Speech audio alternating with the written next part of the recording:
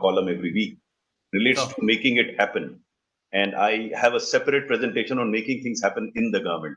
And this is meant for CEOs of private sectors, actually. I do address them for them to understand the internal functioning of the government, to get the best out of the government without doing any hanky panky, because there are certain prejudices that people have, both in the private and the public domain, about the respective sectors.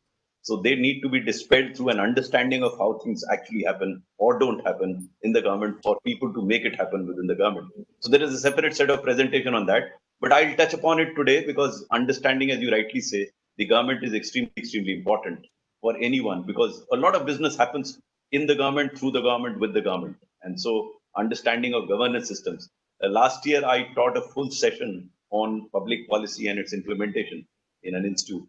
And that is again where I touched upon the practical and operational aspects of governance in India. And that's very important, not merely just to know the laws and procedures, but to understand how it happens or how it doesn't happen.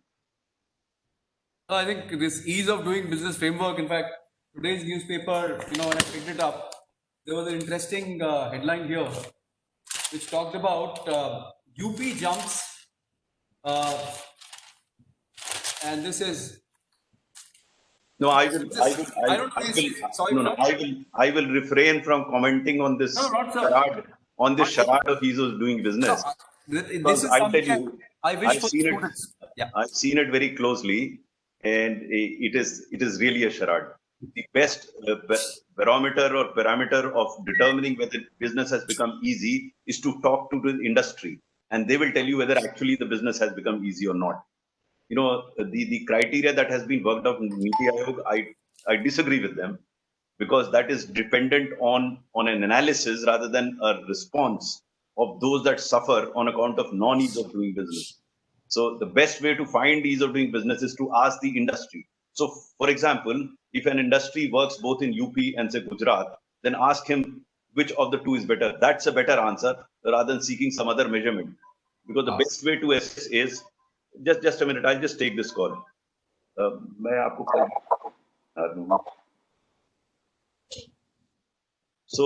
so anyway, I will refrain from that. That's a separate subject I can discuss separately. I just felt that for the benefit of my students, actually, that's why I said the role of state, like ease of doing business has two issues. One is India ranks very low in terms of enforcement of contracts, and with the state comes the judiciary.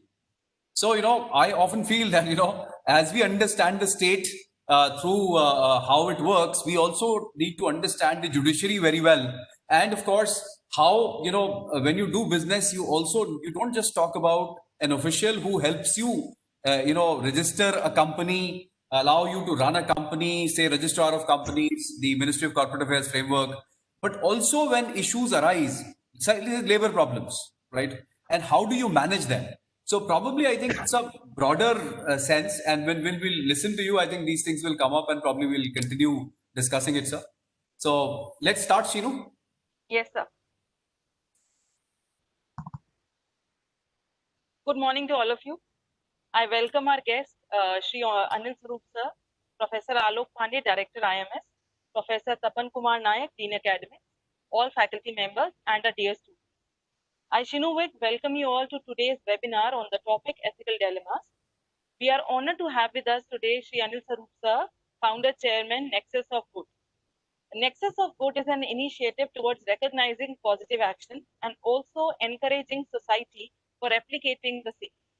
Sir has been former secretary to the Government of India in the Ministry of Coal and then for school education and literacy.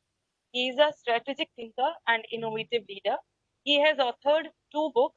In fact, the first one is a best-selling, Not Just a Civil Servant, and the new one, Ethical Dilemmas of a Civil Servant, which Director Sir just talked about, which we all have been reading. And we have the title in the library also for the benefit of our students. I welcome you, sir, and we are pleased to have you with us. So before we begin, let me please introduce you to IMS Ghaziabad shortly. IMS Ghaziabad is a 30-year-old flagship institute of IMS Society and one of the oldest B schools in North India. We have about 6,000 alumnus working across the globe in illustrious corporate positions. We have been accredited globally by AACSB and also ASIC UK. We are NAC accredited with A grade and NBA accredited. We offer PG postgraduate diploma in management in international business, big data analytics, and also a MCA program. We offer PhD program in management in collaboration with Jamia Hamdard University. So we have also very prestigious MOUs with Multi-Commodity Exchange, BRICS, CCI, CSC Academy, IBM, Northern Illinois University, Fort Hays State University, and Fredericton University of Canada, and Jamia Hamdard. I would now request Professor Director Alok Pandey to please formally welcome you to the event today. Sir, please. Sir, you are on mute mode. Sir, you are on mute mode. Yes. Good morning, everybody. It gives me great pleasure to welcome here Shri Anil Swarup, who is a senior bureaucrat. He joined the Indian Civil Services as an Indian Administrative Services Officer in 1981.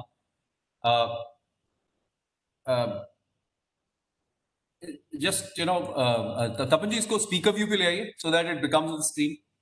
So, Sir joined as, started his career as a civil servant in 1981. Yeah.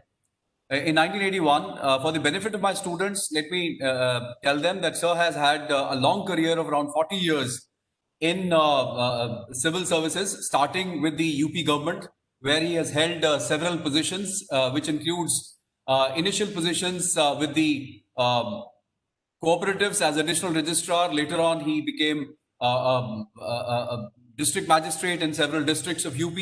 And later on, he also worked with Directorate General of Foreign Trade in Government of India. He has also served in two major ministries of the Government of India, which is as Secretary Coal and Secretary Education. He is one of those people who was behind two of these major events. When you look at the coal scam and its fallout, and also the education policy, because it was the new education policy actually started when Sir took over as the secretary in the Ministry of HRD, and when Mr. Kasturi Rangan took over as the chairman of the new education policy, which has now come out. Now, as we look into his talk today, where he'll be talking about ethical dilemmas which you face, which we all face in our lives on a regular basis, I hope that my students would become a little more aware of themselves, of their surroundings, of the country they live in, the society they live in. In fact, the big ideas of morality, the big ideas of ethics, and the big ideas of how laws get created out of moralities and ethics are kind of very difficult things. If you look at the way economy functions, it functions through people, and economies have a cyclical nature. People spend, people consume, and over a period of time, the economy functions in a manner that everybody gains. But while the wheels of the economy function, they have to be run through policy mechanisms and right legal structures. Often it is not very clear as to whether the law is good or law is bad. As our students must have recently seen, one of the senior advocates of the Supreme Court actually spoke something against the Chief Justice of India. And there was a tweet, and then the Chief Justice of India, in fact, three of the senior judges hauled the gentleman to the court, and finally he was convicted, but they put a fine of 1 rupee over him. Now, the verdict is still out whether what the Supreme Court judges did was right, whether the person who is a very senior advocate of the Supreme Court and son of the former Law Minister of India, Shri Shanti Bhushan, I'm talking about Prashant Bhushan. I'd request all my students to go through the case very carefully, because it has very huge consequences on the freedom of speech in this country. So as you go into looking into these cases, plus you look into cases which Sir has seen in his life, the Colgate scam, earlier the telecom scam, whether it was right on the part of some people to allocate licenses in one particular manner, or whether we erred erroneously when we put a burden of license fee on these companies, where most of the companies are now closed. They're almost on the verge of collapse. And in fact, with the latest judgment of the Supreme Court, which talks about 10 years being given to these companies to repay the license fee. Now, once again, we are questioning whether we should have charged the license fee for a particular service which is essential for business, for individuals, and it's about day-to-day living. Whether it is as important as water, whether it is as important as air, or whether it is a consumable. Now, all these things which affect our lives are part of what is called ethics, or something called, whenever you take a decision, you first decide whether it is right for you, right for others around you, or right for society in general. These decisions almost always, like I am head of an institution, sir has been head of several ministries and districts, and of course at several levels in the state. When people take decisions, what do they go through? What kind of dilemma they go through? What do they think? If I take a decision, is it going to affect people positively? Is it right for the people and wrong for the country? Is it right for me and wrong for the country? Is it good for the country, wrong for me? What is it exactly? So when you listen to senior people, you suddenly realize that you have lived through their experience. Say probably an hour or so when we'll discuss with sir, I'll request my students to be as open with him and discuss and ask their questions, whatever come to their mind. The fact is that whenever you are in a decision-making capacity, the question of ethics and morality and legality of decisions will always come in front of you. And you'll have to be very careful. Either you don't take a decision. We talk about a time in Indian policy making and Indian bureaucratic systems when they said that there was a time when people were not taking any decision at all. And there was a complete silence by the officers. Nobody would sign a file. Nobody would sign an order because they would believe that if they sign a file, they will actually end up in a jail. And in fact, one of the very senior officers has been, of course, hauled up in court related to coal scam, which sir knows very well. So the fact is that, this is a time to learn about these things. These are very difficult times for the economy. The economy is shut down. The government took a decision to shut down.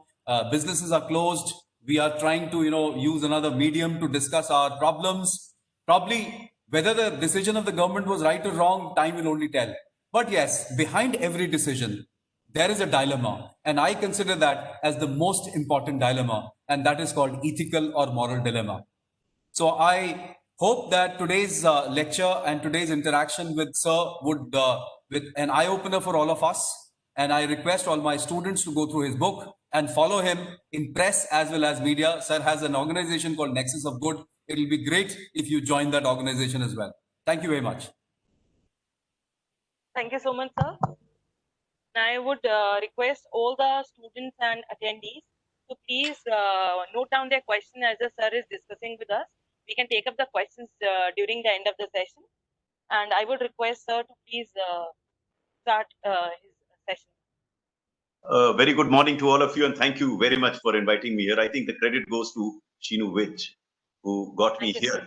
But I never knew that I'll end up interacting with Professor Pandey as well. So it's a wonderful occasion today. Nice to meet all of you. I will be talking about ethical dilemmas. And since I was a civil servant myself, I would touch upon certain incidents of my career where I'll try to explain to you what I understood as my dilemmas and how I try to overcome those dilemmas. Because my feeling now is that the dilemmas that a civil servant faces are not very dissimilar to the dilemmas that others face. The quality may be different, the context may be different, but I think each individual faces dilemma. So what is ethics actually? I tried to read a bit about ethics before I wrote the book. I tried to understand the theoretical aspect of ethics. But ultimately, I came to the following conclusion, that ethics is very distinct from law. Law is codified, and if you don't obey it, there are penalties associated with it. Whether it's financial penalty or a physical penalty, there is some penalty associated with it. In ethics, there's no penalty. It's the call of the conscience. It is actually what each individual thinks to be right or wrong. Now, I have come to understand now that there is no such thing as Shashwat Satya, so to say, that which is right for all times to come, because as I said, it is purely subjective to an individual. So, for example, that an individual may like something, the other individual may not like something. For example, in case of a non-vegetarian, those that are vegetarian would think that it is wrong to eat meat, whereas the person who's eating meat, for him it is all fine to eat meat. The issue here is that as we evolve as an individual, our value system, which is the larger context in which our ethics evolve, change over a period of time, are impacted by those we associate with. To begin with, you associate with your parents, your siblings. That's where your value system starts taking a concrete shape. Then, as you grow bigger, you go to your school, you interact with your friends and teachers, your value system undergo a bit of change. Then you go further into the society, you start serving, your value system undergo a further change. Meaning thereby that ethical values do not remain constant for an individual. They may not be same for two individuals. They may be different for two brothers. They may be different for two families. They may be different for two societies. So, for example, in case of certain communities, it is okay to marry your cousins, but it is unthinkable in some other societies. So, the value systems vary from individual to individual, from society to society. The interesting bit is that even for an individual, the value system may undergo a change over a period of time. How? I give you the same example of non-vegetarian and vegetarian. You can start a non-vegetarian, become a vegetarian subsequently, meaning thereby that you have undergone a change in your value system. Now, whether you eat meat or you don't eat meat, that there's no law against it. You will not be penalized for eating non-vegetarian. A particular type of non-vegetarian food may be penalized because those ethical values have been codified into a law. So, for example, number of states ban cow slaughter or ban selling of beef, but there are states in India, in this very country, which allow that. So, meaning thereby that the ethical value system get codified as a law. So, law is a very small subset of a larger context for ethical values. Now, having given a bit of a background, let me explain to you how I evolved as a person and as an officer. Because when you get into a profession, as you would, each one of you would face dilemmas. What is a dilemma? Dilemma is whether I should do A or B or C. There could be choices. Dilemma of choices. What is right and what is wrong? So what normally happens is that you have your own value system and you start weighing whether path A would be better, path B would be better. Now, there are a number of occasions where there is a disconnect between what you think is right and what you do. That's where the problem arises. I think so long as there is a connect between what you think is right, because as I keep saying, if some of you, those have read my book, would discover that I have never stated anywhere that this is right and this is wrong. What I have said is what I thought was right. In somebody else's perception, something else could be right. So, for example, when I began my career, right in the initial part of my career, when I was posted as subdivision master at Hardoi, it was the year 1984 when Sikh were being, hounded on account of what happened to Mrs. Indira Gandhi. So, as subdivisional magistrate, it was my duty to see that such things don't happen in my subdivision. And I used to take rounds and all, but I discovered that a particular person of a political party, a very important person, was actually behind all this. So what did I do? I made out a National Security Act case and sent it to the district magistrate. Now, district magistrate is the authority to take a call. For me, the ethical dilemma was whether I should make a case against this person or not. Now, why I call it an ethical dilemma? Because if I had not made any case against him, I would, no law was against, or no law was asking me to do it. If I made a case against him, then also no law was against it. So it's not a matter of law. It's a matter of conscience that I said that this man should be taken care of because he's creating problem in the, or he's behind the problems, not directly involved. Now what happens thereafter? The district magistrate doesn't do anything, but this person against whom I had made this case saw to it that I was summoned to Lucknow, the state headquarters, and I was asked to withdraw that file. Now again a dilemma for me, whether I should withdraw that file or not. If I didn't withdraw the file, nothing legal or illegal. If I withdrew the file, nothing illegal or legal. There is no legality in it. Right through the incidents that I'll give you, I'll explain to you, there is nothing legal or illegal about it. It's your own value system, whether you want to do thing or not. So I politely refused the officer in Lucknow that it would not be ethical of me to withdraw a file that I've sent. Now, again, I'm not saying what I did was right. That is what I thought was right, and I did it. What happens thereafter? I get transferred out of this. Now, for some, transfers is like a punishment. I never thought it was a punishment. Yes, I did feel bad, I must confess. But look at a similar situation 6 years down the line when I was district magistrate Lakhimpur Kheri. The Babri Masjid agitation was going on, Ram Mandir agitation was going on, and there was tension all over the place. All the adjoining districts where I was posted were under curfew, but the district where I was district magistrate, we did not need to impose curfew because everyone had a lot of belief in the district administration. They felt that if anyone did anything wrong, he'll be put behind the bars. What happened was that a murder took place, and the ruling party district president wanted to take out a funeral procession. Now, that, to my mind, would have been disastrous. It would have led to riots in the district. So I tried to convince him that don't take out this funeral procession. When he insisted, he was arrested and put behind the bars. Sure enough, in the evening, the chief minister rang me up and asked me, why have you put my district chief behind the bars? So I explained the whole thing to him. And even then, I was aware of the consequences because, as I gave you another example, I was transferred out. So I had told my wife that likelihood is that I'll get transferred, but I will not sacrifice this for just for the sake of my transfer. So after having discussion with the chief minister, I gave him a suggestion. I told him, sir, this is your own state. If some riots happen here, the government will get a bad name. But I have a suggestion to offer. Why don't you talk to this gentleman who's the president and tell him not to take out funeral procession because it doesn't serve any purpose. It will lead to riots. I don't know what happened after that. In the morning, I got a message from that person that he had decided not to take out funeral procession. So he was released from the jail and the matter ended there. And a few days down the line, the chief minister rewarded me as one of the best district magistrates in the state. Now, the action was similar in these two sets of circumstances, but the consequences were different. Now, it was not at that point in time I was mature enough to understand what was going on. But when I reflect on these events, both of these are mentioned in my book, I come to believe clearly, karmanne vadikaraste ma phaletu kadachana. You do your job because consequences are not in your hand. You do your job as per your conscience, as per your value system, and take the consequences of it. As I go along and I tell you, narrate you some other stories, there were dilemmas that were still there. But as I grew up in the civil service, and as you will grow up as human being, you'll discover that though dilemmas will exist, in your mind, those dilemmas will cease. How? Because then you will be clear in your mind as to what you should do. You know, it's the lack of clarity that leads to dilemma in my mind. One is the objective existence of a dilemma. That is, there is a problem, there are choices available. The other is your subjective understanding of the dilemma that creates another dilemma in your mind, whether you should this, whether should you do that.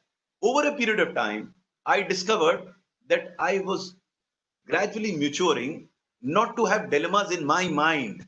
It's not that dilemmas did not exist, they did exist, but I was clear in my mind as to what decision I would take. I'll take you go down a few years down the line. I was back in UP after having done a stint in Delhi, and I was posted as Secretary Horticulture in Lucknow. And the state was going through a major crisis. It was pretty bad.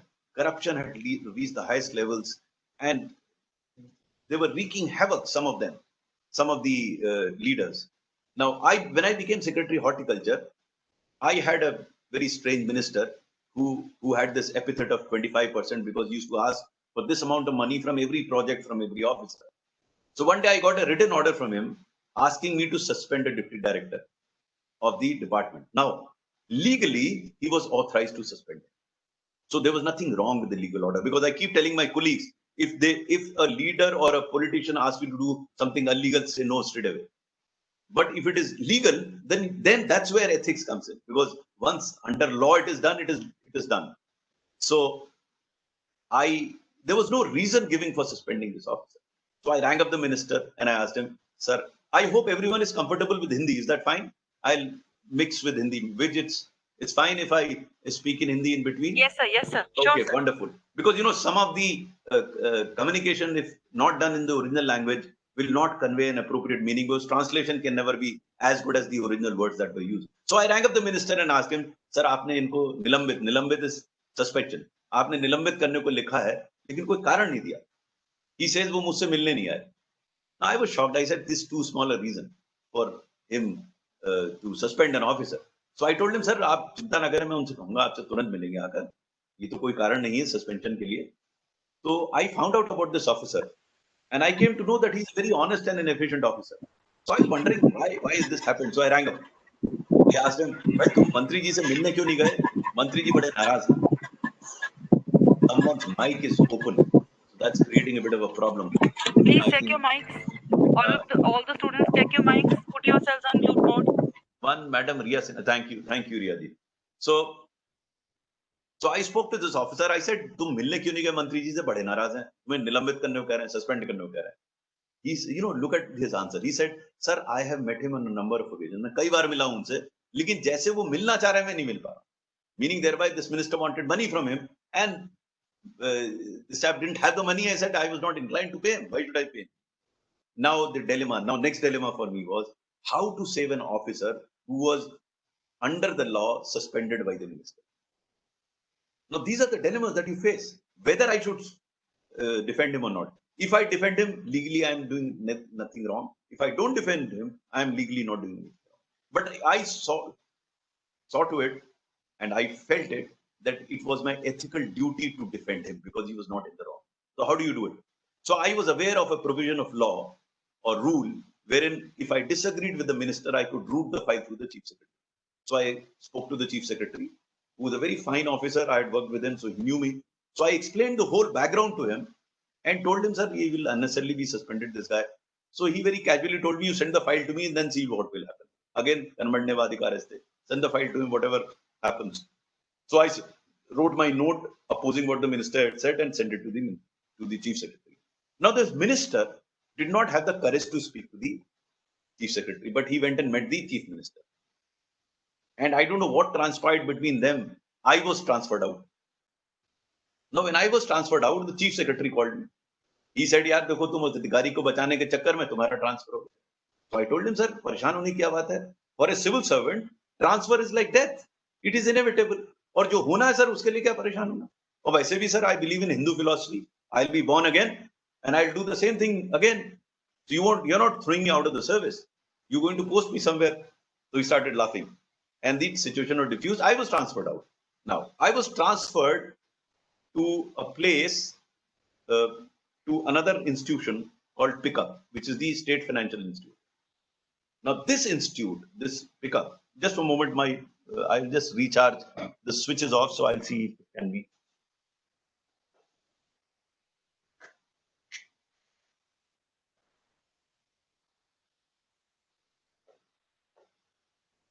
Sorry, I had to put it on charge.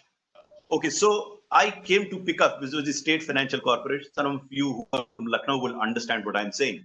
Now this corporation had been making losses for the past 7 years, and my job was to wind it up and close it down. So when I walked into this building, an August building, at that point in time, it was the best building in Gomti Nagar. As I walked into it, it was an August building, but I felt I was walking in a graveyard. Because everyone knew that I had come to wind it up and they were not sure whether they will lose their employment or they'll be there. The chief accounts officer came over and he was virtually, he didn't know what had gone wrong, so I was also a bit upset.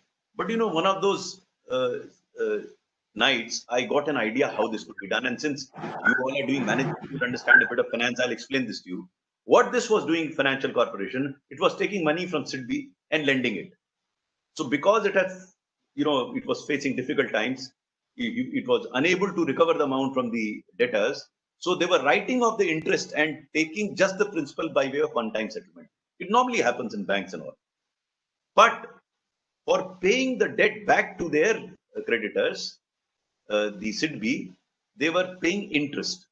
So the balance sheet was taking a hit because all assets were getting liquidated and the liabilities were there where they were. So massive losses were cumulative, massive losses. So I thought, how about reversing the situation? Let us try and recover some interest from the debtors, and to the creditor, let's ask for write-off some interest. Now, as they say in India, it's very easy to have an idea. Everyone has an idea. These days in COVID, everyone has an idea, but no one knows how to implement it. Major problem in this country is not ideas, it's implementation. Why? Because for an idea to fructify in a country like ours, which is a democracy, thankfully, it has to be politically acceptable, socially desirable, technologically feasible, financially viable, administratively doable, and judicially tenable. A handful. It's not very easy. So this idea, how do I implement it? So what I did was, I had a discussion with all 300 officers at the headquarters, and everyone agreed, sir, ये तो बहुत अच्छा idea है. If we can recover some interest and pay it back. Now, how do we implement it? So what I did was, I did two things which are there in my book, which I, in retrospect, I think was not ethically correct totally, but I did it. One, I rang up the chairman Sidbi, and I asked him to write off the interest. We owed Sidbi 250 crores, of which principal was only 70 crores and interest was 180 crores. So I asked him to write off 180 crores. No, he shot through the roof. He said, "Sir, कैसे माफ करेंगे आप? तो बहुत ज़्यादा amount है 180 crore." I had done my homework.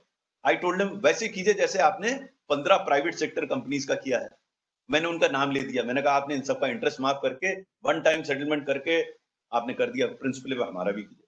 बोले कैसे करेंगे आपका? मैंने कहा वैसे कीजिए जैसा आपने उनका किया. When he insisted, I said, I have done a lot of research. Perhaps you have not done research about me. Before I joined the IS, I was in the police service. Two of my batchmates are in CBI. All I have to do is to write a letter to them that you have written off loan, you have written off interest of 15 private sector entities to settle their loan. Whereas I am a public sector company, you're not writing your interest. I will not write anything apart from that. Now, this is not purely ethically correct, but I was doing that in the interest of the organization. It did the trick.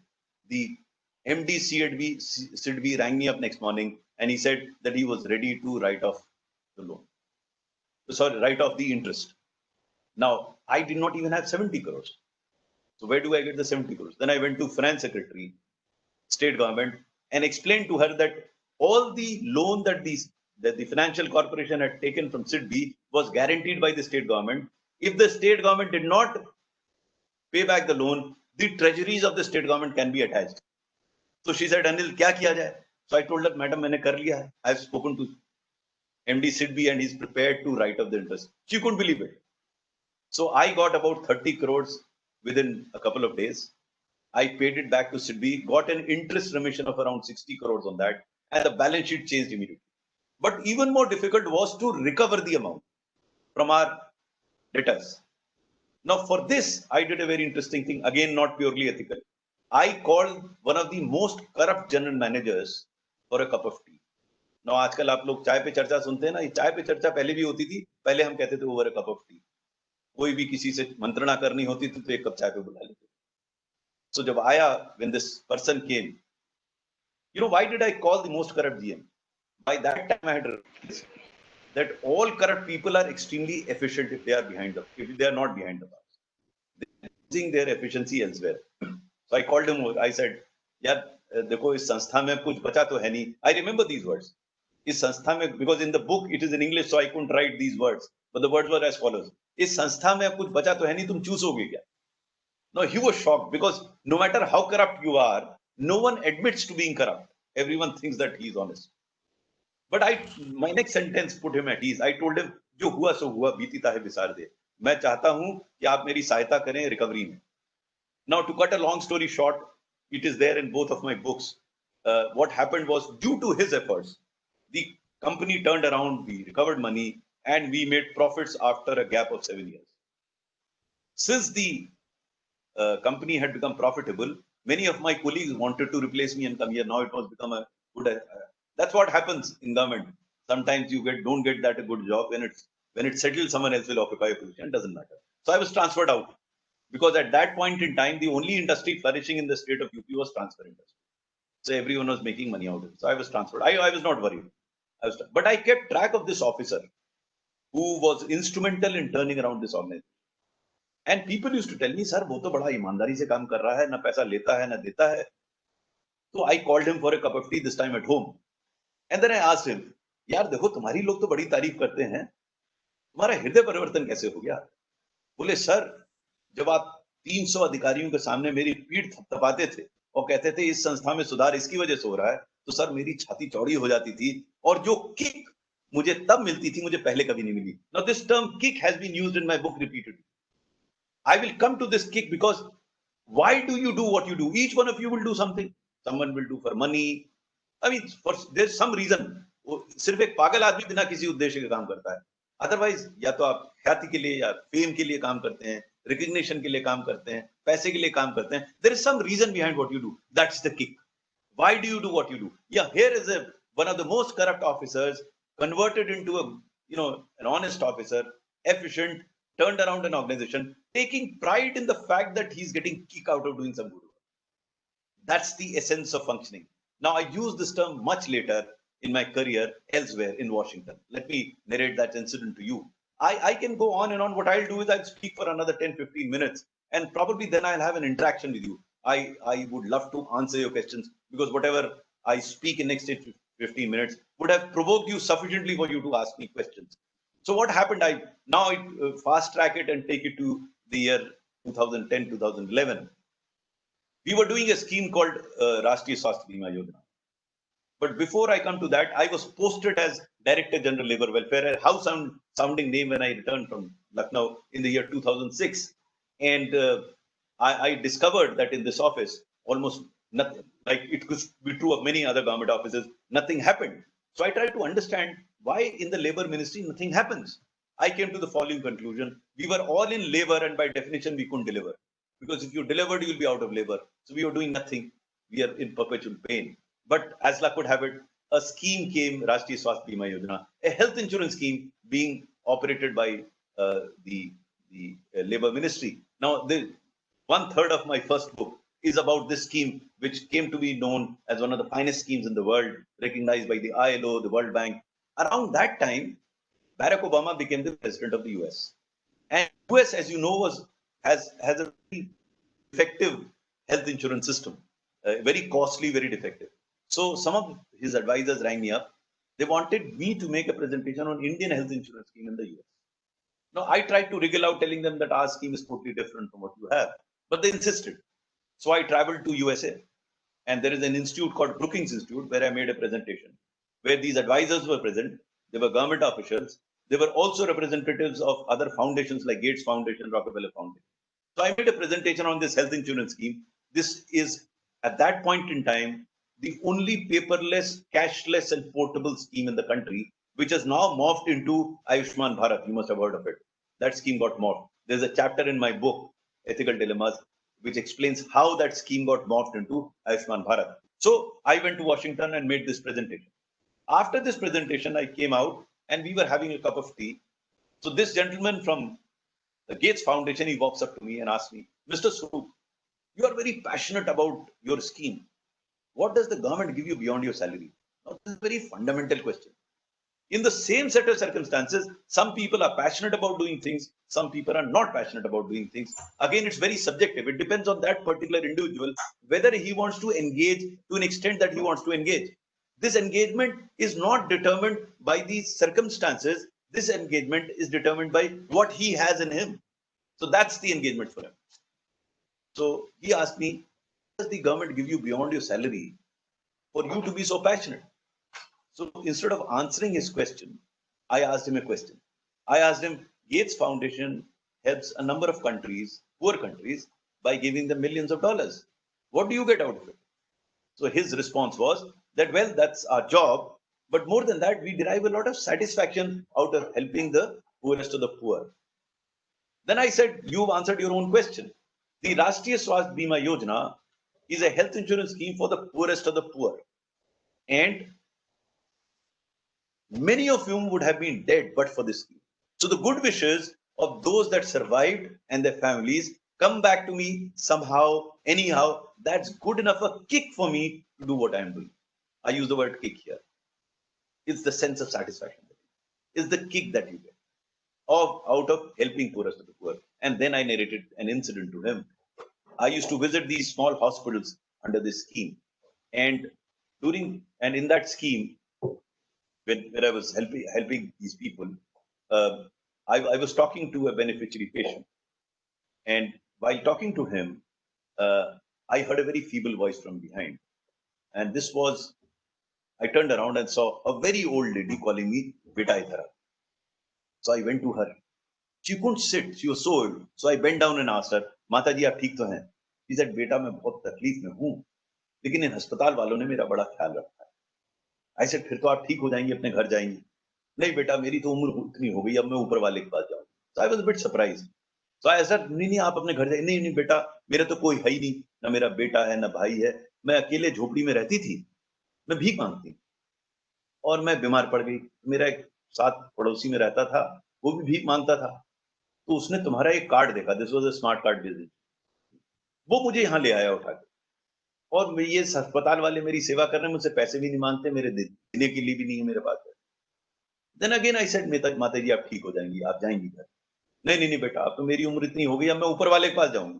And this carried on for 10-15 seconds and then she made a very remarkable statement. She said, बेटा ऊपर वाले से जाके एक बात जरूर कहूंगी, तुम्हारी स्कीम बहुत अच्छी है। Now the issue here is, this is the kick that I was talking about. You know, I call them Bharat Ratnas in my book. These are Bharat Ratnas, and I won many such Bharat Ratnas, which kept me going. Now, whether I helped that woman, whether I spoke to that woman, there was nothing legal about it. It's all ethical. Whether you want to do it, it's come from within you. That's what ethics is. That comes from within you. It's nothing to do with law. Obviously, it is not illegal, but it has neither law. You know, as I keep telling everyone, in the civil service or for that matter anywhere, there's so many things which you are not mandated under law to do, but you do it. कोई आदमी अगर किसी अंधे को सड़क cross करा रहा है और नहीं कराएगा तो उसका केस कोई लॉ नहीं है, कराएगा तो भी कोई लॉ नहीं, but he does it. That depends on your value system. That's very important. So what I am trying to say here is the call has to be yours, because as civil servant we face, as I keep saying, a number of dilemmas. I can go on and on. The book is replete. But I remember this when I was posted as coal secretary. So I didn't know much about the coal sector. So I rang up a friend of mine and asked him, यार ये coal sector कैसा है? He says, gangs of Wasseypur देखी है क्या? I think that answered the question, because that's what coal was all about. With Dr. Pandey was also saying, scams had broken out, everything that could have gone wrong had gone wrong with the coal sector. But you know, when I walked into the room again of the coal secretary, again the atmosphere was extremely depressing. The CBI was after officers, was after files. But you know, on account of a wonderful team that I had, absolutely amazing team, we managed to solve most of these problems. And from a pure scarcity of coal, we came to a situation where we could think in terms of exporting coal to Bangladesh. You know, again, whether you do your job well or not, there is no legal mandate in it. Again, the dilemmas are whether you would want to follow path A or path B. Again, the choice is yours. So long as you are prepared to face the consequences of whatever action that you're taking, I think life will be very fine. The problem is when you start expecting something else from someone else, and then you don't get it and you run into these problems. Or instead of you making a choice, someone else makes a choice for you. Let me get out of the civil service mode and throw some challenges to you. I have often wondered, why does a person buy a Mercedes car? I've still not found an answer. I have driven and sat in a Mercedes car, and I own a Baleno. No, I don't think the difference is about 80 lakhs as the price is. That is not the return that I get it. Later on, I came to understand why does a man buy Mercedes. वो अपने लिए नहीं खरीदता, वो Mercedes खरीदता पड़ोसी के लिए, पड़ोसी की नहीं चलता उसमें, पड़ोसी को दिखाने के लिए. You look at yourself, and that is the dilemma each one of us faces, that we don't desire as per our desires. Our desires are determined by what Aishwarya Rai are doing and what Amitabh Bachchan is doing and what Abhishek Bachchan is doing.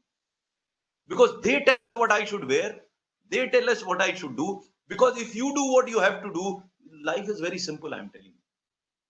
That is the dilemma that every individual faces. So when you join a private sector, your desires will not be determined by your desires, but what others make you feel that you should desire. That's the dilemma. Because every individual struggles through these dilemmas and then comes to conclusion. And people who do not have such expectations, desires, are much more at peace than those that want to desire. So today you can desire a cycle, then a scooter, then a probably Maruti 800, you don't have it, or Alto, then you want a Baleno, then you want a better car, and then you go to Mercedes, and then maybe helicopter, then maybe an aeroplane. It doesn't end anywhere. I'm not saying you should not have desires. Please try and understand. The dilemma is not of desire. The dilemma is when these desires are determined by somebody else's desires, not by your desires. That's the dilemma that everyone struggles through. Now, when you go in life, post-retirement, people ask me, no, I'm very happy with what I have. It should be comfortable by your standards, not comfortable by somebody else's standards. You look back on your own lives and you'll see your problems do not arise because of what you want for yourself, because your want is determined by somebody else.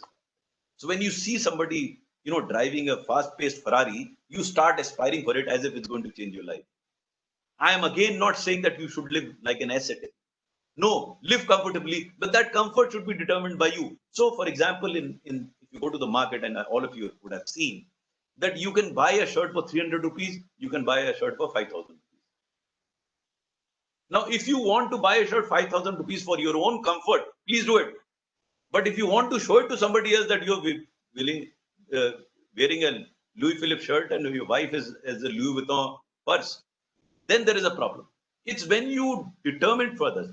And that is the dilemma that each one of us will have to understand in every aspect of life. And I discovered it soon. So life became much, much easier because whatever I was doing, for example, I'm talking to all of you. If I were not to enjoy this talking, I wouldn't be doing it. For me, this moment is the most important moment. I know for sure that past I cannot change, done and dusted and gone. So there's no point in brooding over the past. Future, I don't know what's going to emerge. If at all I know something, I can only build the present, which will build me the building for the future. That's it. You will be much happier. Again, that's a dilemma in everyone's mind. Whether I should do what I should do, whether I should do what someone else expects me to do, whether someone else is doing. So we are trying to ape others. Again, that is a dilemma. Whether I should be aping others, whether I should be doing what I am doing. So, my friends, I have spoken for more than half an hour, about 40 minutes. And I can go on and on this because this is an unending. But what I like to do here is enter into a discussion with you, enter into interactive session with you. I would rather answer your questions because so much to be said about ethics and the dilemmas that I faced. But before I conclude, let me tell you, through my presentation, it might appear to you that I was always upbeat. No, it wasn't so. There have been occasions, and that's very natural for a human being, for having occasions where you're down and out and you feel bad. So the incident that I was telling you about the deputy director being suspended, I was very distraught, extremely distraught. Here was an honest officer, and I didn't know whether I'll be able to protect him because I knew that he's honest, I knew he's efficient. And when you are distraught, the poet in you comes out. So the poet in me came out, and I composed the following lines, and they were: "Sanshay nahi man mein, teri srishti mein ya tujh mein. संशय नहीं मन में तेरी सृष्टि में या तुझ में, तू ही तू मेरे मन में समाया, सब कुछ मैंने तुझसे है पाया। फिर भी स्तब्ध हूं, व्याकुल हूं, अशांत हूं, शायद अनजान हूं। क्या यही जीवन है जो पापी है, दुराचारी है, क्यों जीत रहा निरंतर है? स्पष्ट करो, अभिव्यक्त करो, कुछ तो करो मेरे राम।" ये मैंने वेदना राम की झोली में डाल दी। But if you're an optimist, the answer will come back to you. And the answer is there in both of my books. And it is as follows. समय रुका नहीं, हम क्यों ठहर गए? समय रुका नहीं, हम क्यों ठहर गए? अभी तो हम चले भी नहीं, फिर क्यों थक गए? उठो पथिक, मत भ्रमित हो, धूमिल अंधियारे में, श्रेष्ठ वही जो घिरा नहीं हो क्षणिक निराशा में। जागो, जगाओ, मन मत बहलाओ, एक मसीहा तुम भी बनो। Thank you very much. Now we can have our question answer session. Thank you so much. Thank you, sir. Shinu, you can call the names of the students who have a question and, pointedly just tell them the question to ask. Yes, sir. The few In of the fact, students. before that, I'd like to thank sir for this. And, sir, I really like the couplet which is quoted in the beginning. In fact, I told this story to my faculty colleagues the day before yesterday while we were doing this, having some small celebration on Teachers' Day. Although, this is a kind of a, irony in this country, that we have to talk about Teachers' Day, though every day belongs to our teachers who made us who we are. So we have to celebrate a Teachers' Day to remind people that teachers are important. So that day, I think I told them that this couplet that मुख्तसर सी जिंदगी का अजब सा मुख्तसर सी जिंदगी के अजब से अफसाने हैं, मुख्तसर सी जिंदगी के अजब से अफसाने हैं, यहाँ तीर भी चलाने हैं और परिंदे भी बचाने हैं. And in fact, the foreword of the book is excellently written by Mr. Gurcharan Das, where he talks about the qualities which are about integrity, which are about humility, which are about, hard work, but not about intelligence or knowledge. So somewhere down the line, I think the students must have gathered some ideas out of it, and I hope that we'll continue, over a period of time in our association with you, and we'll have the privilege of hearing you again. But yes, let's look at our questions. Shinu, over to you. Yes, sir. So a few of the students have messaged me their questions. So one of the questions is from Ujaswita. She says that how did you react when you did not like a political decision that you were supposed to comply with? There were a number of occasions where I disagreed with the politician. Now, in the civil service, the logic is very simple. You argue it out, you explain to the minister. If he overrules you, then he's the final arbiter. Let me give you a couple of examples here. In a case where I did manage to convince him, there were cases where I couldn't manage to convince him. So in some cases you get through that, in some cases you don't. Let give me an incident which is given in my book also. I had just come to Lucknow, and I was posted as Special Secretary to Mr. Kalyan Singh, then Chief Minister. And I was also his Director Information and Public Relations.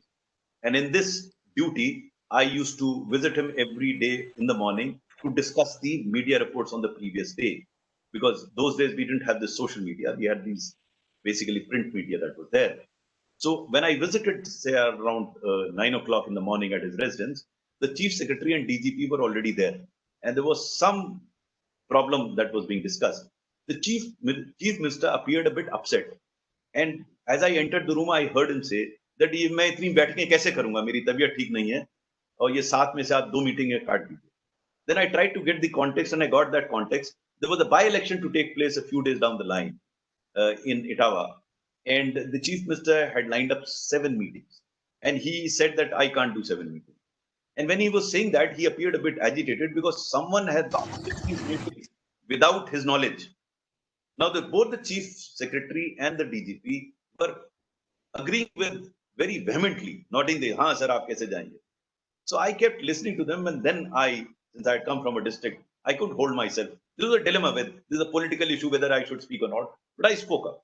I told him, sir, मैं कुछ दिन पहले जिलाधिकारी था, district magistrate था, और जब chief minister किसी जिले में आते हैं तो बहुत तैयारियां होती हैं, आशाएं होती हैं, लोग सुनना चाहते हैं. तो मेरा अनुरोध यह है कि आप चाहें बोले नहीं वहां, लेकिन लोगों को निराश ना करें, 2 मिनट के लिए जाके नमस्कार करके चले जाएं, बेहतर होगा. तो उन्होंने मेरी तरफ देखा घूर के और बोले, आप क्या समझते हैं मैं जा सकता हूं यहाँ पर? जैसे ही उन्होंने ये कहा, the chief secretary started nudging me, but I didn't stop. I said, sir, मेरा काम आपको राय बताना है, बाकी निर्णय लेना आपका काम है. Chief secretary was even vigorously चुप रहने के लिए. So after that there was a pin drop silent, and after 15 seconds, Kalyan Singh ji looks towards me and says, हाँ अनिल जी आप सही कह रहे हैं, मुझे जाना चाहिए. That nudging that was going on till then stopped immediately, and he said, हाँ sir बिल्कुल ठीक कह रहे हैं. Now here was an incident where I disagreed with the minister and finally agreed with him. Now there were other instances where I gave an advice to the minister and he disagreed with me. For example, अब आप new education policy की बात कर रहे हैं, मैंने मंत्री को एडवाइस किया कि साहब इस पूरे ग्रुप में there are only experts, there have to be practitioner. अरे भाई किसी टीचर को, किसी प्रिंसिपल को रखिए उसमें, वो बताएगा तकलीफ क्या है ग्राउंड की. So he agreed with me, but he didn't agree with me in the sense that he did not include that. Fair enough, he didn't do it. Now, the point is, in a democracy, you must understand that you work in a limitation within which you work. Not only democracy, my advice to all young colleagues sitting here, that read a phrase, read a saying of a monk called Reinhold Niebuhr. He's an American monk. And look at what he says. To me, that's seminal for every individual. Lord, grant me the serenity to accept things I cannot change. Courage to change things that I can, and the wisdom to understand the difference between the two. That's very seminal. You know, there are many revolutionaries who join the civil service and want to change the whole system. I tell them, you resign from the service, pick up a jhadu and join a political party. Don't stay in civil service. In civil service, you have to follow a certain discipline. You try your best, and there is a full chapter in my second book, Ethical Dilemmas, where I say that in a particular case I was overruled, then I did not try and put spokes in that decision. My job then was to implement that decision letter and spirit, whether I agreed with the decision or not. So there were a number of occasions where I was overruled. There were many number of occasions where I managed to convince the minister, but मैंने पूरे समाज का ठेका नहीं लिया या न मैंने पूरी सरकार का ठेका लिया. I will try and do my best to the best of my abilities. My experience tells me that that's the best way of going about it. Thank you, sir. So another question is from Satyam. He says that regarding the education system today, what do you think is required to be reformed more? School education system or higher education system? I think the focus has to be totally on school education system. Because if the fundamental नींव है ना, अगर आपकी foundation ही ठीक नहीं हुई, तो आगे क्या पढ़ाएंगे? The problem is not so much with higher education today. Yes, there are many problems, but I think the real problem is with the school education. Because आदमी को अगर जोड़ना घटाना वो बोलना नहीं आएगा, तो आगे वो क्या करेगा? आप देखिए आज की तारीख में भी people go to class 10 and 12 and know nothing. What will he learn after that? So the foundation thing, I'm not saying you should lay lesser emphasis. I have my understanding of how education should be handled.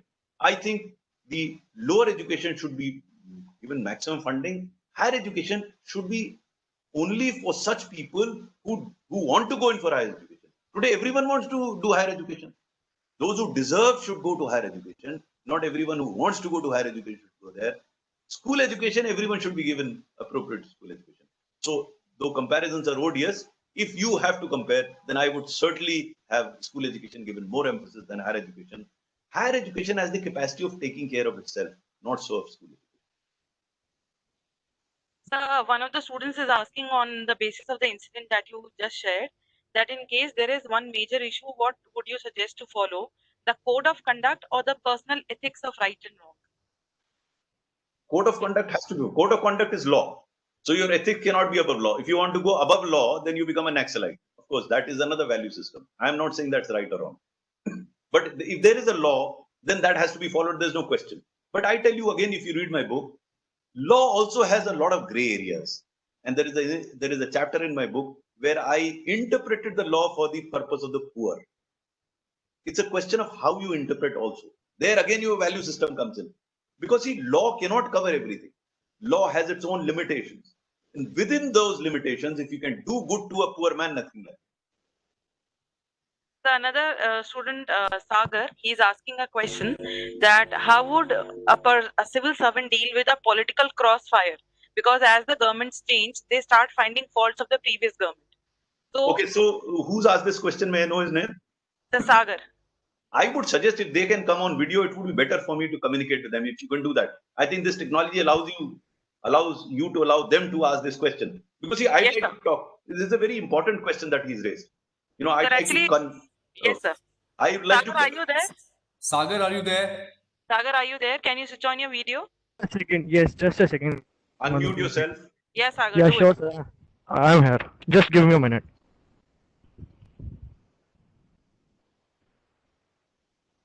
Okay, Sagar, you can listen to me as you switch on your video. I think you've asked a very, very good question. And I hope you find time to read my book because it talks Sure, about definitely. political crossfires.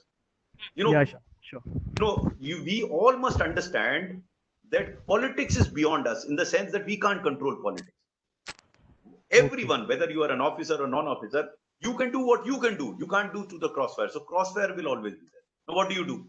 If you read my book, I've explained what an officer can do to prevent injury during crossfire. That is, by following the law to the road, by understanding and knowing the law, by using technology to keep your decision absolutely transparent. I'll give you two examples. Mr. Harish Gupta, one of the finest and the most honest officer, came to grief under this political crossfire because during his time, the decisions were not transparently taken. Had the decisions been transparently taken, he would not have come to grief. I'll tell you why. I did all the coal block auctions after him, and not a single finger has been pointed out. The reason was very simple. Because every decision that I took was placed in public domain forthwith, meaning thereby that no one will be able to attribute malafide to me. It is not that I didn't take wrong decisions. There were many mistakes that I committed, but they were in public domain and I could correct them because people came back to me. If there is if you push it under the carpet or if it's opaque, then there are chances that motives will be attributed to you. So in my book, I suggest two things. Number one, make your decision transparent. Number two, use technology to do that. And number three, know your rules very well, what the rules are. And if you, first of all, don't deviate from the rules, but if you are interpreting the rule, give the reason very clearly on that note sheet. That is what saved me. As head of the project monitoring group, when all scams were happening around the country, all scams, this is 2013, we managed to facilitate clearance of more than 5 lakh crores worth of project, not a single finger pointed out, because we did not have a file or a paper or anything in our office. Everything was on a portal.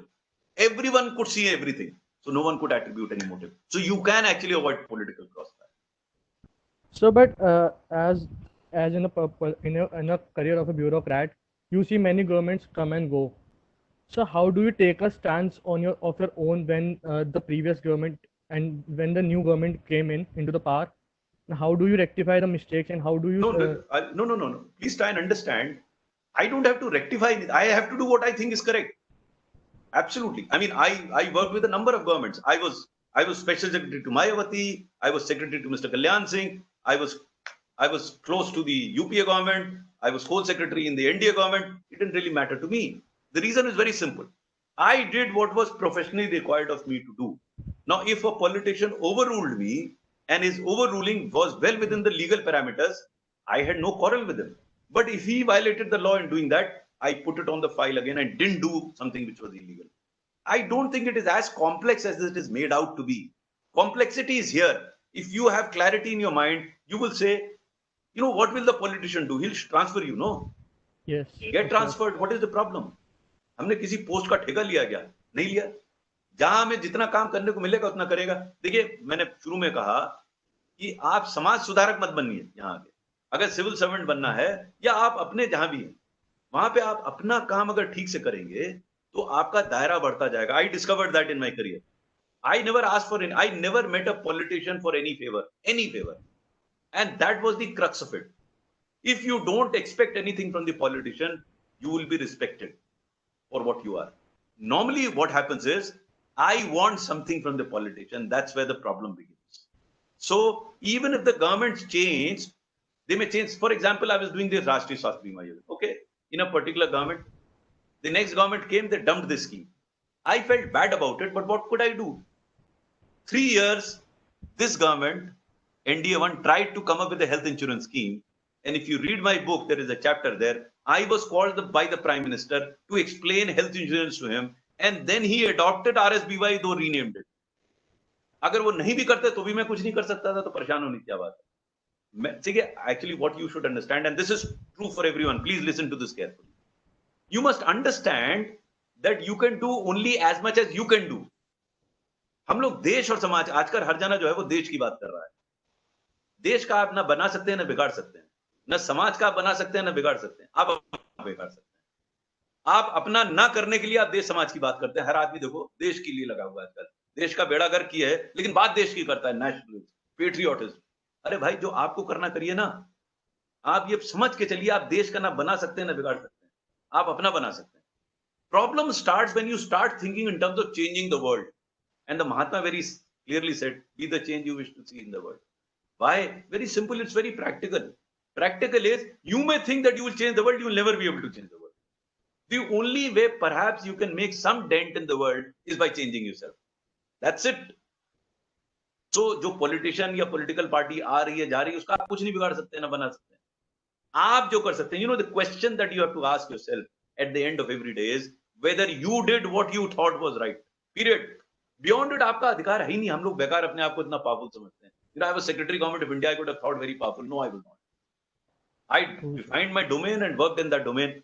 फायदा ये होता है, if you start working in that domain, your domain starts expanding automatically without your effort. Because then if there is a problem, they will call you. They will want you to do it. और ना भी बुलाएं तो उनकी बला से. See, again, what you should realize is you have absolutely no control over others. The only control you have over yourself, if you read the last 2 lines of my book, they say, खुदी cooker बुलंद इतना कि हर तकदीर से पहले खुदा बंदे से खुद पूछे बता तेरी रजा क्या है. खुदी अपनों को बुलंद करना. दूसरा का तो आप कुछ बन, हम लोग समझते हैं दूसरे का बना बिगाड़ लेंगे, वैसे कर नहीं सकते. So there are more questions. Is Swati here? Swati? Okay, I'll read out the questions now. So there's one question from Raksha, which is very, very interesting. Raksha, please ask your question. Let her Raksha, directly ask. yes, sir. Switch on your video. Raksha, just ask your question about this being pliable.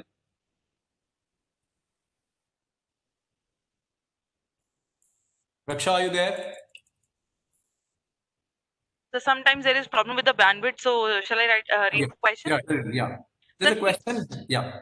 she wants to ask that while being honest and efficient, is it not difficult to be pliable as well? See, it depends on what you define as pliability. Pliable within the rules you should be, because you should not have your value system imposed on the minister. So if there is a difference of opinion on that, ultimately you try and convince and go by him. Because you have to enable the politician, because he has to contest every election. So you don't have to do wrong things for him. But within that right thing, there is a lot of spectrum available. For example, when I told the chief minister, when I was district magistrate, that if you talk to him that he will not carry out the funeral procession in the morning, I'll release him. Because I didn't have anything personal against him. But if you have personal against him, you don't want to release him. So you have to, there is a lot of space that is available in which you have to be pliable, may not be the right word, but probably flexible is the better word. There is a lot of flexibility that is becomes available, and one has to be flexible. One cannot ever believe that what I am saying is the only right thing on the earth. It cannot be that way, because you live in a system where the other's right could be better than your right. There could be many situations. So you can be honest, efficient, and flexible. Pliable is pejorative. I would not use that word, but I think flexibility is required, so long as that flexibility does not lead to a violation of a law. So another student, Swati, she is writing a question that with the new education policy, do you think that it will be able to help the education system in terms of skill development? You know, the policy itself is very good, and also in terms of skill development, the enunciation in the policy is fabulous. I think it's been drafted very well.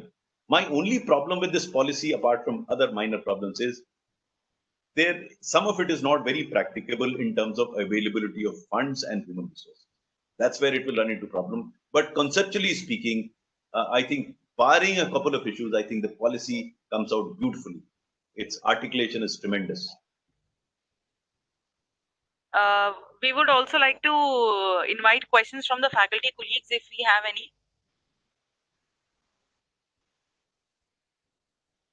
Okay, so meanwhile, another student is asking a question. Pranav, he's writing a question that there are two approaches to ethics. One is where you look for the fulfillment of your duty, and another is where you are looking at benefit of all. So, if there is a dilemma in between them, what to do? See, that's again will depend on a specific situation, whether you want to benefit an individual or you want to go in for a larger. That's again your value system. So what I used to, I can tell you what I did.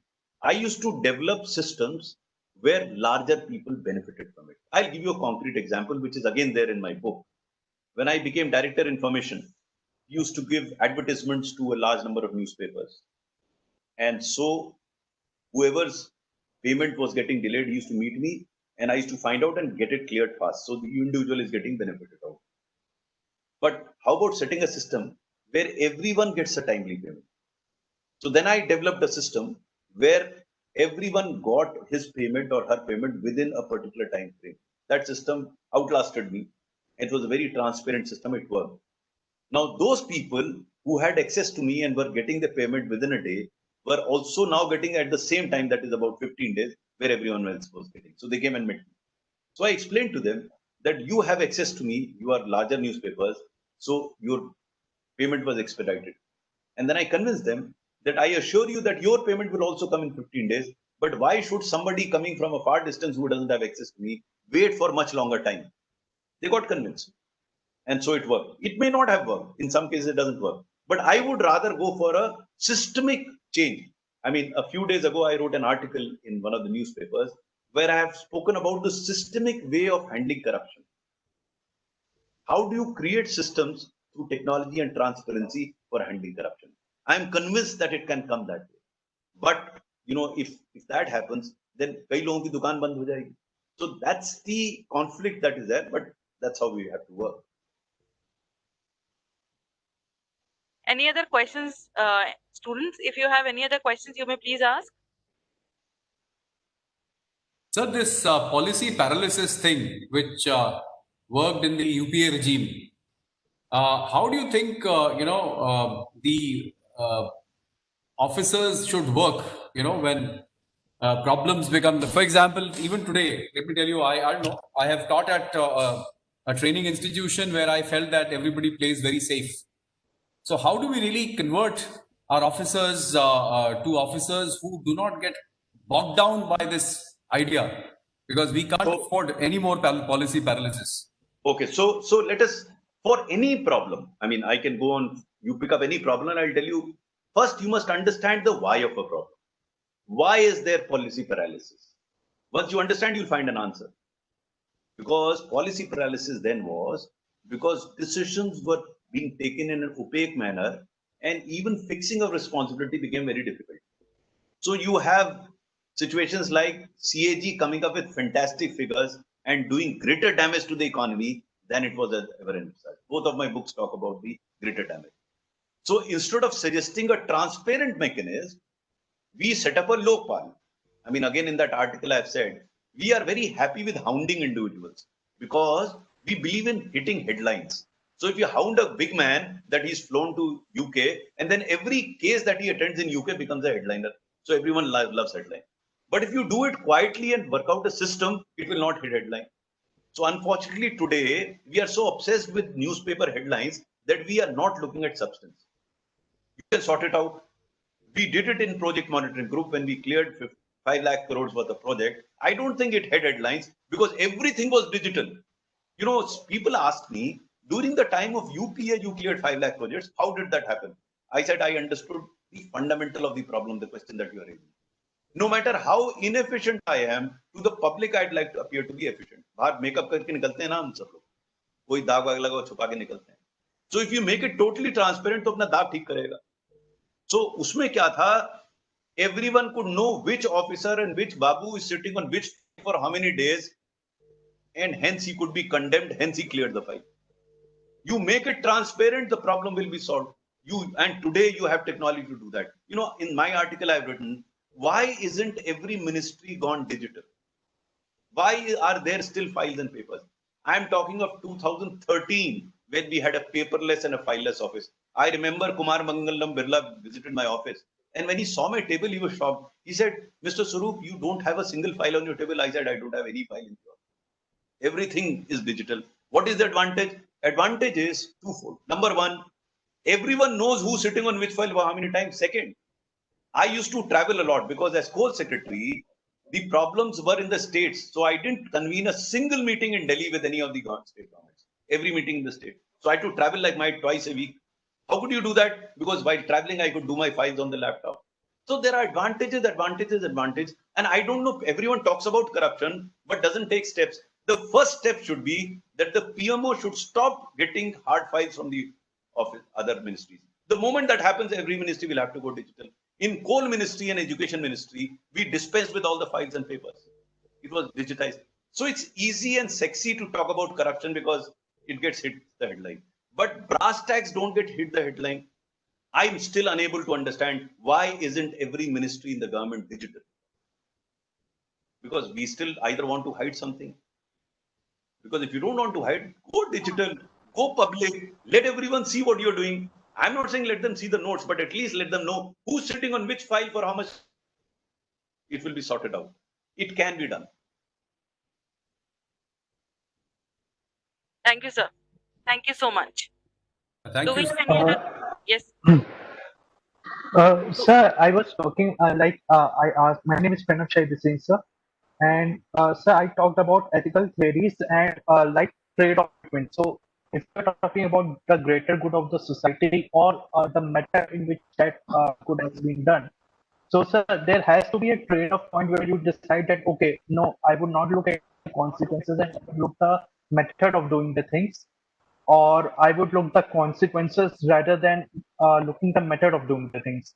And so, like, if you are going to trade off between both of them, then you have to have some points where you will to see in your values that okay, this is the point where I will do a trade off. So, sir, how do you, as a bureaucrat or as a leader, determine that? No, first of all, I'm not very clear what you asked because your voice kept cracking. But if I understood you correctly, you're asking me, how did you come to judgments? As I said, it comes with experience. You look at people who you think are doing the right thing and look at them how they are operating it. They become your role models. You start learning from them.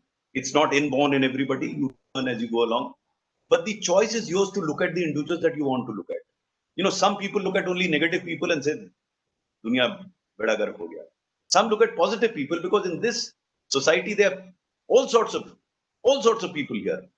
People who are performing brilliantly given these set of circumstances, people who are unable to perform, people who are cursing his circumstances, people who are doing it. Now the choice is yours. Who do you want to interact with? Who do you want to learn from? If you want to learn from people who've been able to succeed in life despite following an ethical system. In fact, the essence of my book is precisely that. Because many civil servants ask me this question, the question that you are asking. Because I keep going to the academy and I see when a young officer joins the service, he's very enthusiastic, he wants to do things. As he goes up the ladder, he becomes cynical gradually and start blaming the system. To answer their questions, I have written this book to explain to them that even in the system, there are outstanding officers, there are outstanding persons who've acted ethically, behaved ethically, and yet succeeded in life. Why don't you look to them? Why do you want to look at those people who have failed and done badly or are dishonest? The choice is yours.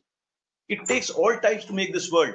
Again, as I keep saying, the choice is mine to see where I want to see, where I'm seeking inspiration from. Once you do that, you'll start understanding. Sit with them, converse with them, understand what they're doing. You can follow that path. To me, absolutely, there's no doubt in my mind that ethics pays. Practically, again, if you read my book, I've given demonstration that ethics pays. Actually, it's not honesty is not the best policy. It's the most practical policy today. For the simple reason, the world has become much more aware. Today or tomorrow, you'll be exposed. So might as well follow an ethical way of life. Thank you so much, sir. Thank I you, would sir. thank you so much, sir, for answering the queries of the students also. Sir, I'm very thankful to you for inviting my invitation to be present here to interact with the students. They have really got a practical insight into how to take decisions when caught in ethical dilemma. I would request Dean Academics, Professor Tapan Kumar Nayak now to please propose a vote of thanks. Thank you, Sinu. Thank you for inviting me to propose the vote of thanks. Friends, I personally is overwhelmed. The session was incredible. I mean, the session was so interesting and so researchful. I cannot express in words. It's incredible. But I think this bigger responsibility is given to me to propose the vote of thanks. But I personally believe that this is beyond the vote of thanks. Honorable guest of the day, Sri Anul Surupji, Founder Chairman Nexus of Good and former Secretary School Education and Minister of Coal, Government of India. Esteemed Director, Dr. Alok Pandey, members of faculty and staff, and my dear students.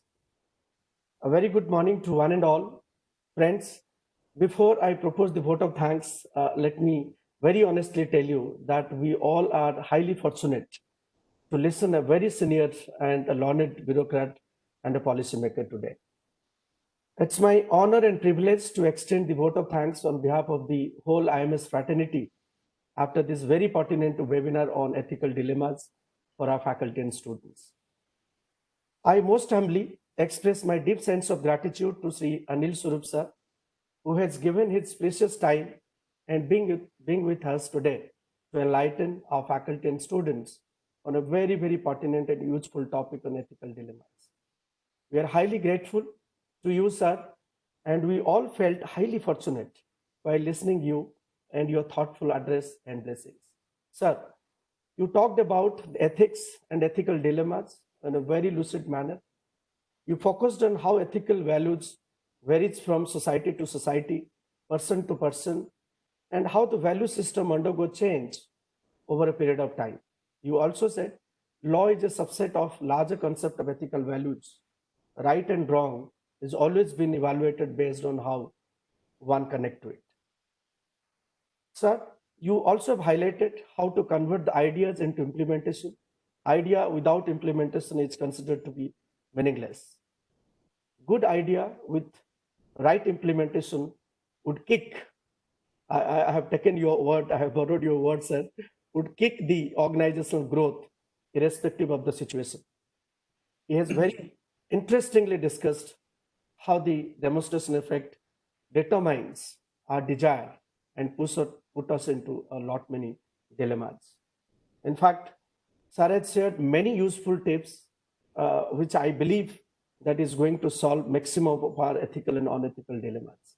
Thank you so much, sir, for being here with us today and to bless us. I'm highly thankful to our leader, mentor, and the touch bearer of IMS Ghaziabad, Professor Alok Pandey, for his all-time guidance and motivation to conduct such webinars and sessions of learning for our faculty and students. This would not have been possible, sir, without your continuous mentoring for improvement. I'm also thankful to Ms. Sinu Beats, the faculty of this Business Ethics and Policy course, who has been instrumental to bring Sir Sri Anil Swarup sir into the discussion today. I also extend my humble thanks to all my dear students for being quite interactive to make the session alive. You put lot many questions and which made this session highly successful.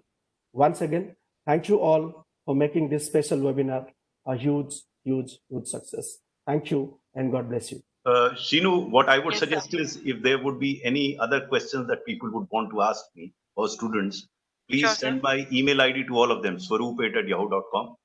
They Yes, can sir. ask questions directly of me and I'll try and respond to them. It was a pleasure being here. God bless all of you. Thank you very much. Thank you, sir. Thank you. Thank you very much. Thank you, sir. Thank you, sir. Thank you so much. Namaskar, sir. Thank you, sir. Sir, I'm closing the meeting now. Yeah.